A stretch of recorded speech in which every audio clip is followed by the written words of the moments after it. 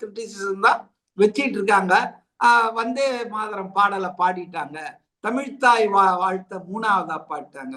இதே ஸ்டாலின் முதல்வரா இருக்கும்போது, தமிழ்த்தாய் பதவி இருக்கும்போது 2021ல ராஜ்பவன்ல தமிழ்த்தாய் வாழ்த்து 2வதா தான் பாடினாங்க. முதல்ல தேசிய கீதமான ஜனகணமன், அதுக்கப்புறம் தான் வந்தே மாதரத்தை மத்திய அரசு முடிவு பண்ணி அதை தேசிய கீதமாக ஆக்கினாங்க. அதாவது நேஷனல் ஆந்தம் வேற, நேஷனல் சாங் வேற.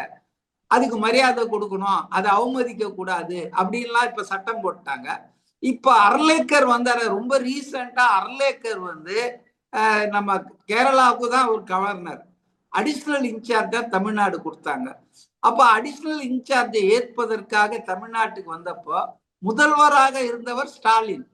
அப்ப அவர் பதவியேற்பு விழாவில் ராஜ்பவன்ல இதே வரிசையில தான் பாடப்பட்டது. முதல்ல வந்தே மாதரம், அப்புறம் நேஷனல், அப்புறம் தான்.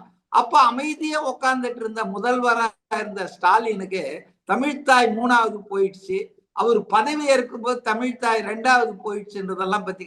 ஆக டிஎம்கே நான் பாக்குறேன் ஒரு 10 நாளைக்குள்ள பதறாங்க, கதறாங்க.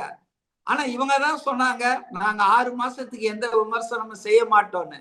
ஆனால் ஒவ்வொரு நாளும் திரு விஜய் அவர்களுக்கு கிடைக்கிற பொதுமக்களின் ஆதரவு, பரவுகிற அவருடைய செல்வாக்கு, கிளீனா ரொம்ப சிம்பிளா ஆட்சி பண்றது, எல்லாரையும் அரவணைக்கிறது, ஈஸியா எல்லாரும் சந்திக்க முடியுது.